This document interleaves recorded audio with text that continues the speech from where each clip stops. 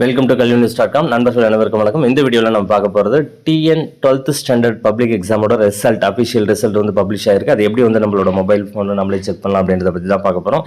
எல்லாரும் கூகுளில் TN results space விட்டு கல்வி நியூஸ் அப்படின்னு டைப் பண்ணிக்கோங்க. டைப் பண்ணிவிட்டு சர்ச் கொடுங்க.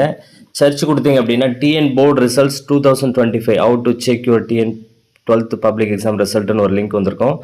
அது அஃபிஷியல் லிங்கை கிளிக் பண்ணுங்கள். அதை கிளிக் பண்ண உடனே ஒரு பேஜுக்கு வரும். ரிசல்ட்டு பார்க்கக்கூடிய இந்த கல்வி நியூஸோட அஃபிஷியல் பேஜுக்கு வரும். 9:15 பப்ளிஷ் ஆகிருக்கு ரிசல்ட்டு. அப்படியே ஸ்க்ரோல் பண்ணிகிட்டே வந்தீங்க அப்படின்னா இந்த இடத்துல 12th ரிசல்ட் லிங்க் 1ன்னு இருக்குது, லிங்க் 2ன்னு இருக்குது. அதாவது tnresults.nic.in மூலயமா தான் நம்ம வந்து ரிசல்ட்டை பார்க்க போகிறோம். இந்த லிங்க்கை நீங்கள் கிளிக் பண்ணிக்கோங்க. இதுக்கான லிங்க் வந்து டிஸ்கிரிப்ஷன் பாக்ஸில் கொடுத்துருக்கேன். அதை கிளிக் பண்ணி டைரெக்டாக அந்த பேஜுக்கு வந்துடலாம். இதை கிளிக் பண்ண உடனே உங்களுக்கு TN ரிசல்ட்டோட அஃபிஷியல் பேஜுக்கு வந்து வந்துடும்.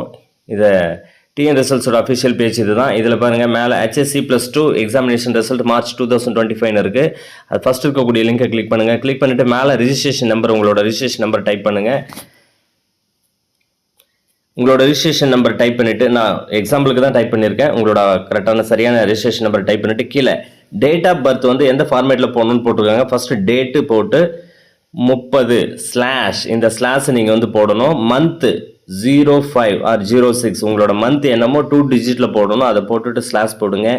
இயர் 2001 அந்த மாதிரி உங்களுக்கு போட்டுட்டு கெட் மார்க்ஸ் அப்படின்றத கிளிக் பண்ணிங்க அப்படின்னா உங்களோட ரிசல்ட்டை வந்து நீங்களே பார்த்துக்க முடியும். உங்களுக்கு மேலும் ஏதாவது சந்தேகங்கள் இருந்தால் கீழே கமெண்ட்ஸில் என்ட்ரி பண்ணுங்க. ஹெல்ப் பண்ணுறோம். தேங்க்யூ.